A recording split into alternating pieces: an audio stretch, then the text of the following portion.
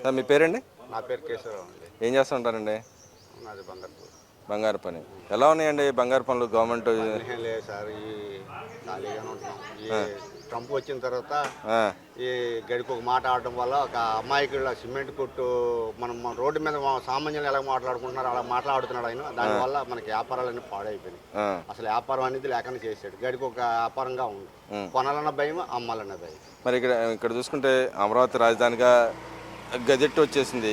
ఏకైక రాజధాని అమరావతి అని కూడా అటు పార్లమెంట్లో కానీ ఇక్కడ కానీ రాష్ట్రంలో కానీ వచ్చేసింది. దాన్ని ఎలా చూస్తారు? దానివల్ల ఉపయోగాలు ఏమున్నాయి అంటారు? రాజధాని వస్తే ఉపయోగాలు ఏమున్నాయి? రాజధాని వస్తే ఉపయోగం ఉంది కదండి. మనిషి అనేవాడికి ఇల్లు ఉండాలి కదా. ఇల్లు లేక రోడ్డు మీద పడుకొని ఇక్కడ ఉంటే ఇల్లు, అక్కడ ఉంటే అక్కడ పడుకుంటే అక్కడే ఇల్లు అంటే మరి ఎలా కుదురుతుంది? అది కుదరదు కదా. ఓ రాజధాని అనేది ఉండాలి కదా.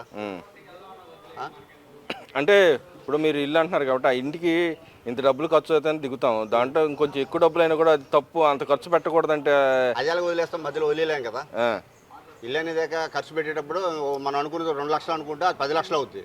ఆ 10 లక్షలు దానికి తగ్గ ఖర్చు పెట్టుకుని దాన్ని దిగుతాం కానీ ఆపేయలేం కదా. అంటే దేనికోసం దిగుతామండి? అంత మన అభివృద్ధి కోసం. అంటే మన రాజధాని అనేది మన ఇల్లు బాగుంటే మనం కూడా బాగుంటాం, మన ప్రజలు కూడా బాగుంటారు. రాజధాని బాగుంటే అందరూ బాగుంటారు, నిధులు వస్తాయి. ఈ జగన్ అప్పుడు ఇల్లు కట్టుకుని నీ రాజధాని ఇదే అన్నాడు. నెక్స్ట్ 3 రాజధానులు అన్నాడు. ఇప్పుడు మాది కానీ అంటున్నాడు. ఏంటి ఆయన 7 నిమిషానికి ఏం మాట్లాడినా ఇప్పుడు ఏబిఎన్ ఇంటి మీదకి వెళ్ళాడు, మా ఇంటి మీదకి వస్తారేమో నాకు తెలియదు కానీ ఇది మాత్రం తప్పది. అంటే ఇంటి మీదకి వచ్చి దాడి చేసే అవకాశం ఉందంట. చేస్తారండి వాళ్ళు ఎటువంటి వాళ్ళు ఫస్ట్ నుంచి కూడా మాటలు మారలేదు. అసలు ఈ చట్టాలు అనేది న్యాయస్థానం అనేది బతికున్నదో లేదో నాకు తెలియట్లేదు కానీ అప్పుడు వాళ్ళు ఉన్నప్పుడు ఎన్నెన్ని తిట్టవచ్చు. తెలుగుదేశం ఆఫీస్ మీద దాడి జరిగితే వాడికి ఎవరికో కోపం వచ్చింది, అడేలు కొడితే నేను ఇలా ఆపుతాను అన్నాడు జగన్మోహన్ రెడ్డి. ఈ రోజునేమో చంద్రబాబు నాయుడు ఆపలేడా, టెలం ఆపలేదా, ఈడ ఆపలేడా అని చెప్తున్నారు. వాళ్ళు ఎలాగ ఆపుతారు? వాళ్ళు ఆడే మాట అలాగే కరెక్ట్ లేదు. అంటే మాట ఆడుతున్నారు. అంటే ఇక్కడ మనం చూసుకుంటే మావిగన్ అని చెప్పి ఆయన చెప్తా ఉన్నాడు. అది సిఐడి పరిధిలోనే ఉంది కదా. పరిధిలోనే ఉంది, దానికోసం ప్రత్యేకంగా ఆయన చెప్పక్కర్లేదు. ఆయన ఏదో అన్నాడు, ఆ మాట పట్టుకుని వీళ్ళు వెనకాల గంట పట్టుకుని ఊగుతుంటారు. అంటే ఇంకో రకంగా చూసుకుంటే మరి ఆయన రాజధానికి ఒప్పుకున్నట్టేనంటారా? రాజధానికి ఒప్పుకున్నట్టే కదండి. ఇప్పుడు ఎలాగే చట్టప్రకారం అయిపోయింది కనుక అది కుదరదు కనుక మాది కానీ అని అన్నాడు. అంతేగాని ఆయన ఇంకో మాట కాదు. నెక్స్ట్ వచ్చి వాళ్ళు మార్చేస్తారు. వాళ్ళు ఏదైనా చేయగలరు వాళ్ళు. అంటే ఇప్పుడు రాజధాని మార్చడానికి అయితే అవకాశం లేదని చాలా మంది చెప్తున్నారు. చట్టం అయింది కదా, మళ్ళా రాజధాని వాళ్ళు అనుకున్న ప్రభుత్వం వస్తే వాళ్ళు ఏం చేస్తారో మరి తెలియదు. వాళ్ళు విధ్వంసం చేయడమే వాళ్ళకి ఎక్కగానే మన కాలగొట్టిన మన చంద్రబాబు నాయుడు కట్టింది కూల్చడంతో మొదలు పెట్టారు కదా. అదంతా కూల్చుడు పని. అంటే కట్టే వ్యవహారం ఉండదంటారా? కట్టే వ్యవహారం ఉండదు. అంటే మరి ఆయన అలా మాజీ ఎమ్మెల్యే మాజీ మినిస్టర్ గారు కూడా అంటున్నారు అసలు కట్టలేము, అంత అప్పులు ఎందుకు, మనకు అవసరం లేదని చెప్పి మాట్లాడుతూ ఉన్నాడు. మరి అప్పుడే చెప్పొచ్చు కదా. అప్పుడు రాజధాని మాకు ఆగ్రహం మాకు ఇష్టమని ఎందుకు చెప్పావు ఆ రోజుల్లో? ఇప్పుడు ఎందుకు కాదంటున్నావు? వీళ్ళు ఆడే మాటలు కరెక్ట్ కాదండి. ఇప్పుడు చెన్నైలో 9 మందికి పోలీసులకు ఉరిశిక్ష పడింది. వాళ్ళు ఏం తప్పు చేశారని మన అనకాపల్లిలో డాక్టర్ మాస్క్ అడిగిన పాపానికి ఆయన చంపేశారు.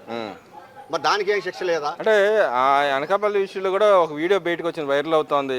బలవంతంగా ఆయన చేత క్షమాపణ రాపించుకున్న తర్వాత ఆయన చంపేసిన పరిస్థితి కనపడతా ఉంది కదా.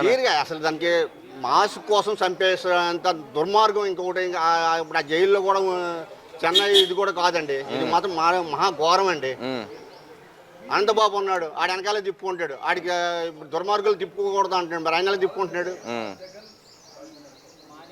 అంటే ఇక్కడ మరి ఇక్కడ చూసుకుంటే అయితే నేను సీఎం చంద్రబాబు నాయుడు కూడా చెప్తా ఉన్నారు మావిగన్ అనేది సిఐడి పరిధిలో ఉంది కాబట్టి పరిధిలో ఉంది కనుక ఆయన చెప్పవసరం లేదు. దాని ప్రత్యేకంగా అంటే ఇప్పుడు చంద్రబాబు నాయుడు గారు తెచ్చారు, రేపు పొద్దున కడతాడు కాబట్టి మళ్ళీ దాన్ని క్రెడిట్ చోరీ కోసం మళ్ళీ ఇలా పాల్పడుతున్నాడు.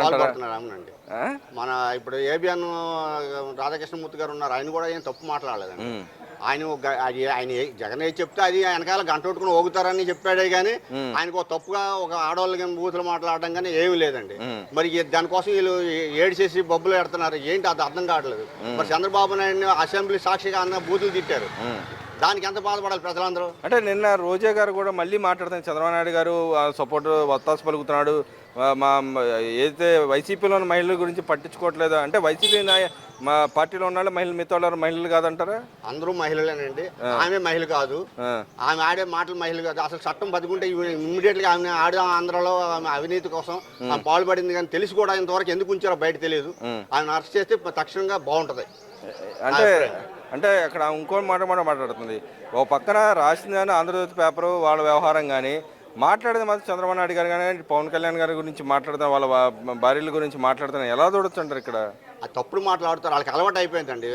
వాళ్ళు ఫస్ట్ బూతులతో మాట్లాడడం స్టార్ట్ చేశారు. అది ఆ బూతులు ఇంకా మానలేకపోతున్నారు. ఏంటి ప్రభుత్వంలో ఉన్నాం అనుకుంటున్నారు. ఇంకా వాళ్ళ వ్యవస్థ లేకపోయినా దీంట్లో లేకపోయినా వాళ్ళు ఇంకా అంతలో ఉన్నాం, మాదే అధికారం అనుకుని వాళ్ళు విరవీగుతున్నారు ఇంకొన్ని.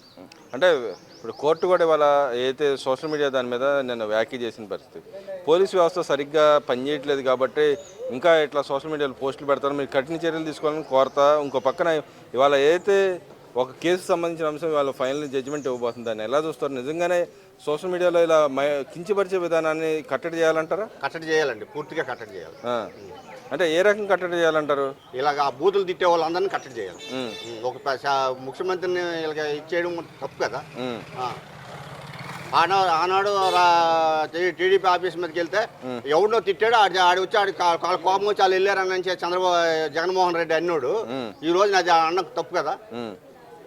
అంటే తిట్టిన వాళ్ళు అరికట్టలేడా? ఆడి అరికట్టుకోవాలి. ముందు మీరు తిట్టడం ఆపండి, అతను చంద్రబాబు నాయుడు అరికట్టడం లేదని అడగాలి. ముందు వాళ్ళు తిట్టడం ఆపమని చెప్పాలి కదా. అంటే మరి ఈరోజు అలాంటి వాళ్ళకి ఎలాంటి శిక్ష పడాలంటారు? కఠినంగా పడాలండి. ఎలాంటి శిక్ష? అదే కఠినం. అదే చెన్నైలో పడింది చూడండి, అలాంటి శిక్ష పెడితే బాగుంటుందండి వాళ్ళకి, ఎలాంటి వాళ్ళకి. మరి ఇంకా ఇప్పుడు చట్టం అనేది బతికున్నదని అనిపించుకోవాలండి. అది మరి ఇంకో పక్కన చూసుకుంటే రాష్ట్రంలో ఇప్పుడు ఏదైతే అమరావతికి పెట్టుబడులు వస్తూ ఉన్నాయి, దాన్ని కూడా వీళ్ళు పెట్టుబడులు రావట్లేదు. అక్కడ వేస్ట్ ఒక కిలో స్క్వేర్ ఫీట్కి దాదాపు 12,000 రూపాయలు ఖర్చు పెడతామని చెప్పి అంటారు. గవర్నమెంట్ అన్న 7,000 అని చెప్తోంది. ఏ నిజం అంటారు? వాళ్ళు చెప్పింది కరెక్ట్ కాదండి. వాళ్ళు ఏది చెప్పిన పోలవరం ఉండండి రిటర్న్ టెండర్ తీసుకొని దాన్ని ఎంతో నాశనం చేశారండి. దాన్ని ఏమైనా బాగు చేశారా? అయిపోయిన దాన్ని కూడా చెడదెప్పారు వాళ్ళు. వాళ్ళ మనుగడ అంతే చెడగొట్టడం వాళ్ళ పని. మరి నిన్న అచ్చెన్నాయుడు గారు మాట్లాడుతూ ఉన్నారు, వైఎస్ జగన్మోహన్ రెడ్డి గారి వ్యవహారం మాట్లాడాడు. ఆయన తండ్రి చనిపోతే సంతకాల సేకరణ చేశారని అందరికీ తెలిసిన విషయం, తెలిసింది. కానీ ఏం చేయలేదు. ఇదంతా డైవర్షన్ పాలిటిక్స్ కోసం ఇలా మాట్లాడుతున్న మావి కానీ గొప్ప విషయం అని చెప్పి ప్రజల్లో చర్చ జరుగుతుంది కాబట్టి చేస్తానని చెప్పి మాట్లాడుతూ ఉన్నారు. నిజంగానే వాళ్ళ దాంట్లో ఉన్న వాళ్ళ గ్రూపుల్లో ఉన్న వాళ్ళు చెప్పారు మనకి, మనకేం తెలుస్తుంది? అంటే నిజంగానే కుట్రకోణం ఏమైనా ఉందంటారా వైఎస్ రాజశేఖర రెడ్డి గారు చచ్చిపోవడంలో? మరి అనుమానంగానే ఉంది. అది చెప్తుంటే ఆయన అప్పుడే ముఖ్యమంత్రి అవడానికి ఆయన ప్రయోజనం చేసుకున్నాడేమో. మరి అలా చూస్తుంటే అదే అనుమానంగానే ఉంటుంది కదా. అంటే ఓ పక్కన నీతి వాక్యాలు చెబుతా ఉన్నాడు, నేను మాట తప్పుడు మడం తిప్పడు అంటాడు. ఇప్పుడు రాజధాని విషయంలో ఇన్నిసార్లు ఎందుకు మడం తిప్పాడు అంటారు? ఆయన ఎప్పుడే మాట మీద ఉన్నట్టుగా మనకేం కనపడలేదు సార్. ఆయన ఎప్పుడు ఆయన చెప్పింది ఒకటి, ఆయన చేసేది ఒకటి. వెనకాల కిట్ రాసిందే చదువుతాడు ఆయన. అది కరెక్టా ఉప్పు కూడా ఆయన చూసుకోడు. అది మరి రేపొద్దున ఆయనకి ఏదైతే పాత కేసులు ఉన్నాయో పాత కేసులు ఆయన శిక్ష పడితే ముఖ్యమంత్రి అయ్యే అవకాశం ఉందంటారా? శిక్ష పడితే ముఖ్యమంత్రి అలాగే అవుతారండి, అవరు కదా. పడతాయండి ఆయన మీద శిక్షలు పడాలి.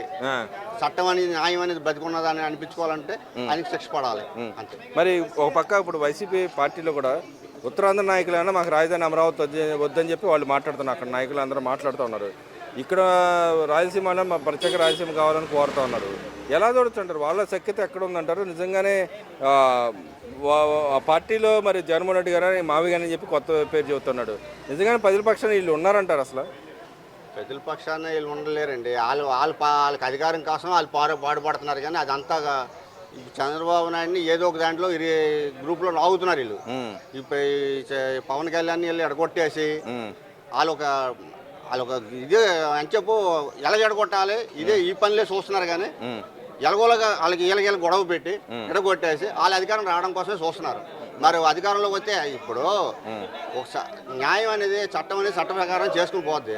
మేము అధికారంలోకి వస్తే ఏ ఎస్పీనైనా లాక్కొస్తాం, ఏ డిఎస్పీనైనా లాక్కొస్తాం అనే మాట అన్ని కరెక్ట్ కాదు కదా. అంటే ఇప్పుడు పత్రికలను కూడా ఎవరైతే వ్యవస్థాపకులు వాళ్ళని కూడా రప్పని అరుగుతా అని చెప్పి మళ్ళీ వాళ్ళే వేస్తున్నారు. ప్రాపగండా చేయడం ఎల్లదొడుతున్నారు. నిజంగానే ఏదైనా ప్రజాస్వామ్యంలో మాట్లాడినా రాసినా కూడా తప్పే అంటారా? తప్పేనండి వాళ్ళకి అంటే వాళ్ళు ఏదంటే అదే అనేయాలి మనం కూడా. అంటే నిజాలు మాట్లాడడం కూడా తప్పు అంటారా? తప్పేనండి. ఎందుకు అంటారు తప్పు? వాళ్ళు రౌడీజం అండి, అంతే రౌడీజం వాళ్ళు. అంటే వాళ్ళ లెక్కలో తప్పు అంటారా? అంతే, మన లెక్కలో కాదు కానీ వాళ్ళ లెక్కలో తప్పే.